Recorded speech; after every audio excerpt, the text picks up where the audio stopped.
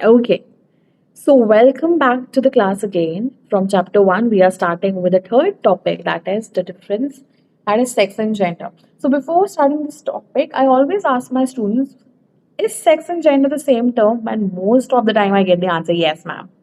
ठीक है, कहीं पे सेक्स लिखा होता है, कहीं पे जेंडर लिखा होता है, ठीक है, समझ आया? But no, these are very different terms.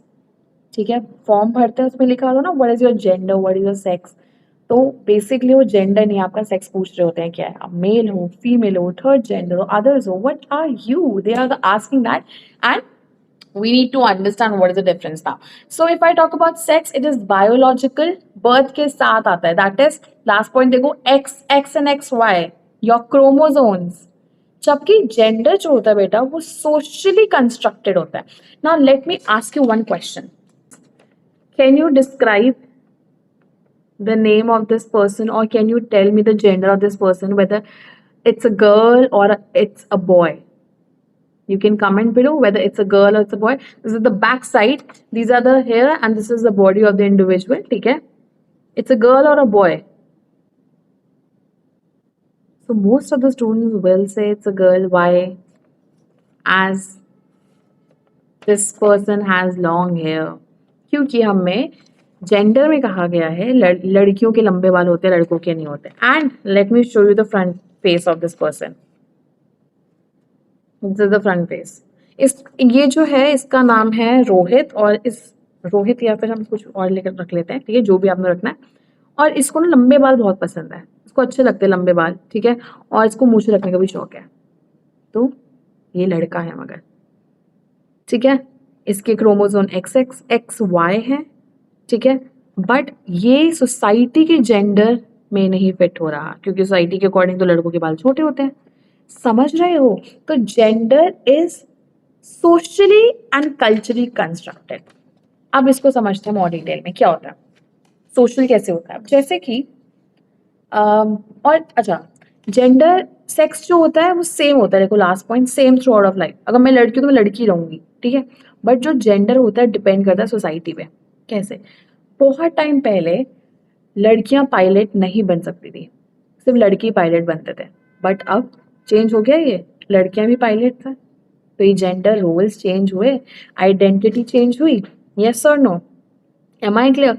For example, chairman, chairperson, policeman, police officer, ठीक है। सो देखो शिफ्ट देख रहे हो आप, ये सारे ऑक्यूपेशंस पहले लड़कों के थे, but now the society is changing, so gender की डेफिनेशन, टर्मिनोलॉजी सब चेंज हो गई है।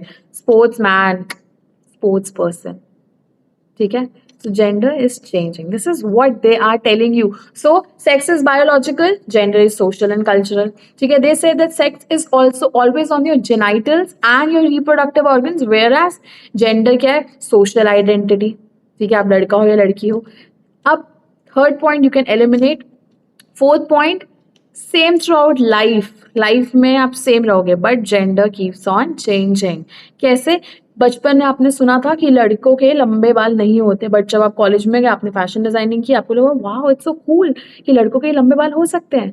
फॉर एग्जाम्पल, बचपन में हमने सीखा लड़के रोते नहीं है, सीखा, बट ये तो झूठ है, ये तो इमोशंस है, इमोशंस तो ह्यूमंस का पार्ट है। If you are not emotional, if you don't have emotions, you are not a human. So बड़े होकर आपने सीखा नहीं लड़के रो सकते हैं, भाई ऐसा तो होता नहीं है। सो अब आप रो रहे हो, इसका मतलब ये नहीं कि आप लड़के नहीं रहे, आप अभी भी लड़के हो, ठीक है। आप बाहर काम कर रहे हो, इसका मतलब ये नहीं अब आप लड़के बन गए हो, no you are a girl, ठीक है। So it depends upon the society and keeps on changing, ठीक है। It's XY and it is the role and identities of the society. समझ आया? So you can Google it, I can not show you certain videos in this YouTube channel, you can always see लड़के रोते नहीं है, that is one of the video on gender, ठीक है, to understand how we are classifying specific gender, how we are depriving them of certain emotions. Now moving on. इसीलिए हमारी government ने, क्योंकि हम वुमेन्स पे क्यों फोकस कर रहे हैं, हर कोई कह रहा है वुमेन वुमेन वुमेन कर रहे हैं, फेमिनिज्म, क्योंकि बेटा उनको पीछे छोड़ा जा रहा है, उनको यहाँ तक लाना पड़ेगा, ठीक है। और हम सबसे पहली बात करते हैं एजुकेशन की, because they are depriving of it. लड़कियों को भेजा ही नहीं जा रहा एजुकेशन में। कोविड के बाद उनको घर पे बिठा दिया गया पढ़ाने के लिए। We belong to very happy family, we belong to family which don't discriminate, but there are people who are discriminating and women की सेक्स रेशियो भी कम हो रही है। दैट इज, तभी हम आगे बढ़ेंगे बेटी बचाओ बेटी पढ़ाओ, और उनकी एजुकेशन लेवल भी कम हो रही है। So we have to make them independent.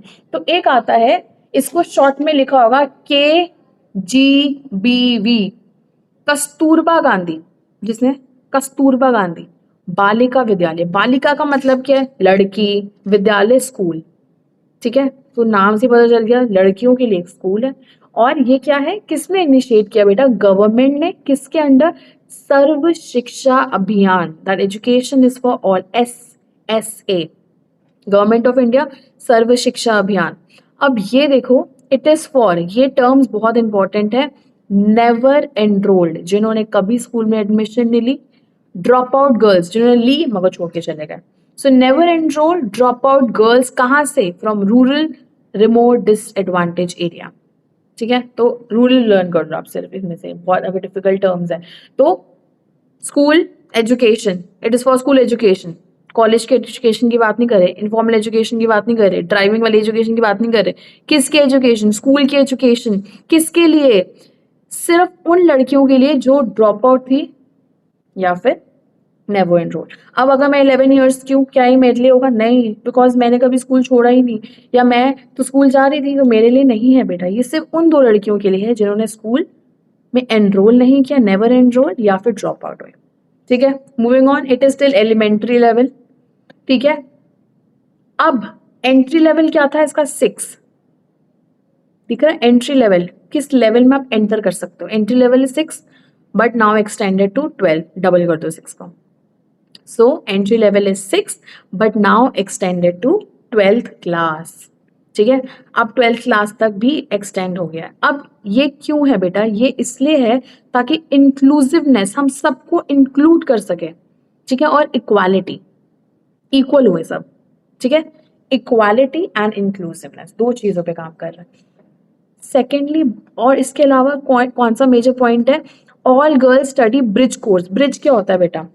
ये 2 पोल्स हैं, ठीक है। इस पोल से उस पोल के जाने के लिए एक बीच में ब्रिज होता है, उसे कहते हैं ब्रिज, हेल्प करता है आपको शॉर्ट में, ठीक है, ब्रिज कोर्स। अब यहाँ पे एक बच्चा है जो कभी स्कूल नहीं आया और उसको हम एडमिशन दे रहे हैं, तो उसको ABCD 1 2 3 4 ये तो पढ़ाना पड़ेगा ना, यस और नो। इसे कहते हैं ब्रिज कोर्स, मतलब ब्रिज करना, जो आप नहीं पढ़ पाए पहले उसको ब्रिज करना, उसे कहते हैं ब्रिज कोर्स। जैसे होता है ना, कभी कभी आप फ्रेंड्स की पार्टी में जाते हो, कहते हो अरे यार मैं तुझे बता दूं क्या क्या बात हुई, तुझे इन लोग बीच में समझ नहीं आएगा, तो ब्रिज तो कर रही होती है आपका गैप उससे, तो ब्रिज कोर्स ये होता है। सो ब्रिज कोर्स किस लिए? ताकि आप एंट्री लेवल क्या है? 6th क्लास, उसके लिए प्रिपेयर कर सको, ठीक है। Am I clear? अब इसको रिवाइज करते हैं। Kasturba Gandhi Balika Vidyalaya by government of India under Sarva Shiksha Abhiyan, for never enroll drop out girls from rural area, ठीक है। Entry level class 6 now has been extended till class 12. Ensure inclusiveness and equality. All girls study the bridge course for preparing them for entry level. That's 7 points. That's it. You have to learn for these. ठीक है. Moving on to next. Beti Bachao Beti Padhao. First save them and then educate them. As the name said, BBBP.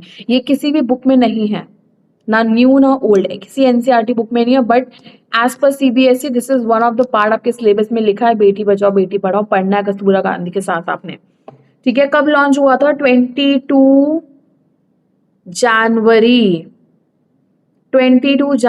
2015, ठीक है. अब आप समझ लो इसको कैसे learn करना है. 2015 में आया था, ठीक है. अभी कौन सा है? 2005 चल रहा है बेटा, 10 साल पहले, -10 कर लो, ठीक है. So 2015, 22 January 2015 by government of India, सबको पता है. सेकेंडली, 2 चीजें बेटी बचाओ इसमें, to decline child sex ratio, ठीक है.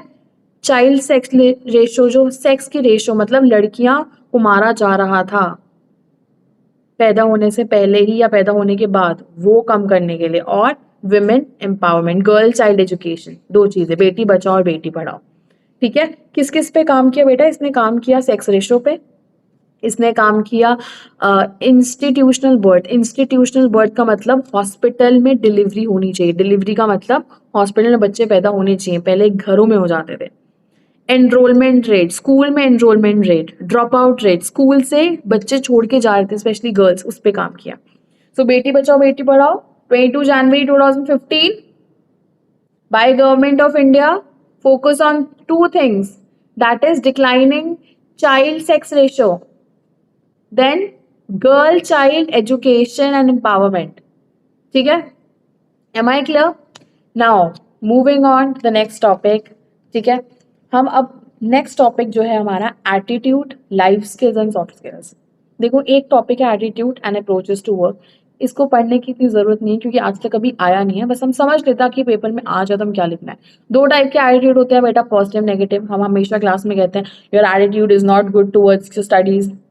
ठीक है, एक होता है अच्छा एटीट्यूड कि पढ़ने का मन कर रहा है, एफर्ट्स डाले जा रहे हैं। ठीक है, सो दो टाइप के एटीट्यूड है। अगर एटीट्यूड नेगेटिव है तो वर्क पे इम्पैक्ट नेगेटिव करेगा, एटीट्यूड पॉजिटिव है तो वर्क पे इम्पैक्ट पॉजिटिव करेगा।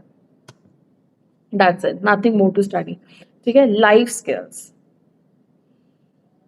Very much important, very very very important. ठीक है, एजुकेशन एंड लाइफ स्किल्स।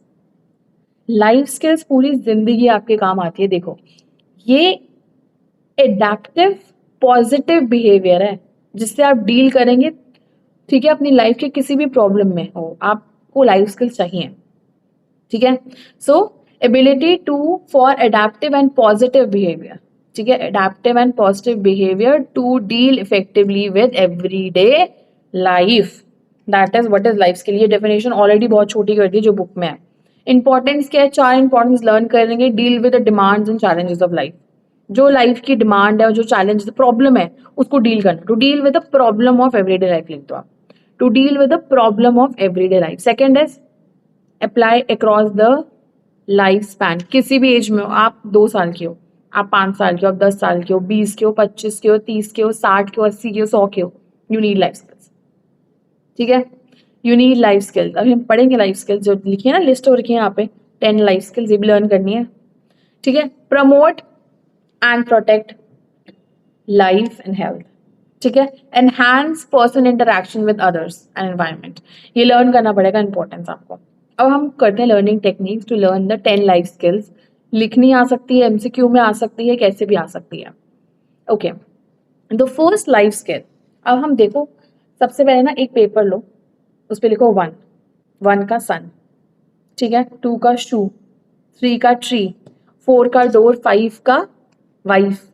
ठीक है, 6 का विक्स, 7 का हेवन, 8 का प्लेट, 9 का फाइन एंड 10 का हेन। ठीक है, अब देखो 1, ये देखो ये ना लर्निंग टेक्निक्स, हमने नंबर्स के साथ ना एक राइमिंग वर्ड एसोसिएट कर लिया। 1 का सन, तो जब हमने सन को देखा, ठीक है, तो हमारे में I self awareness.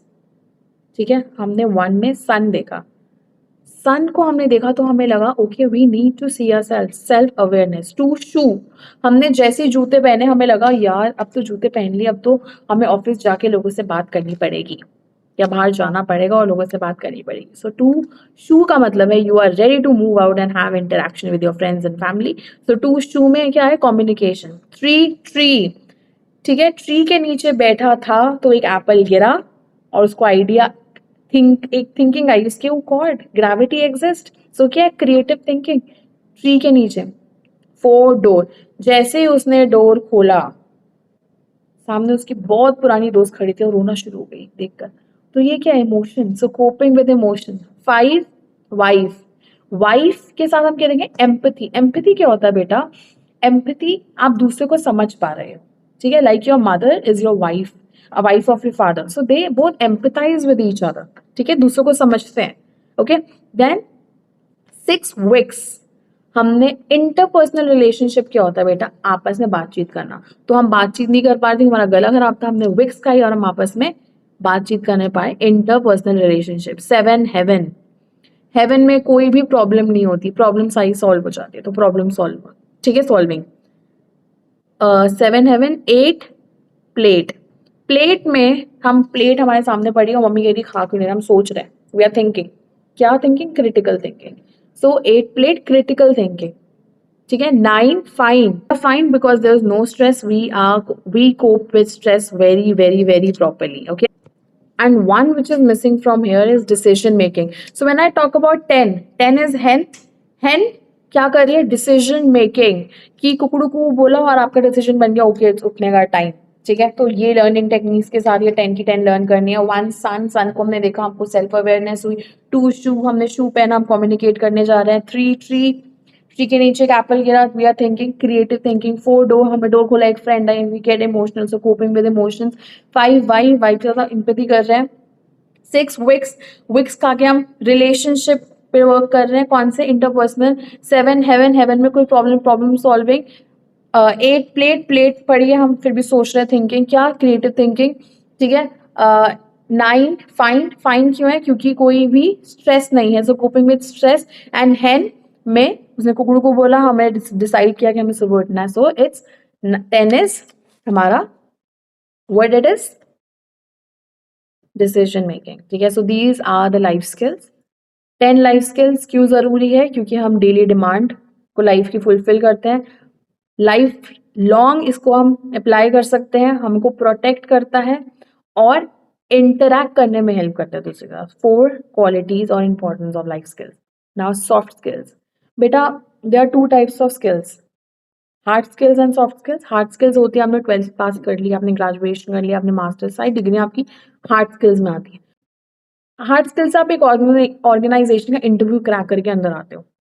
Soft skills आपको हेल्प करती है उस ऑर्गेनाइजेशन में लंबा रहने के लिए, that is your skills of dealing with the situation.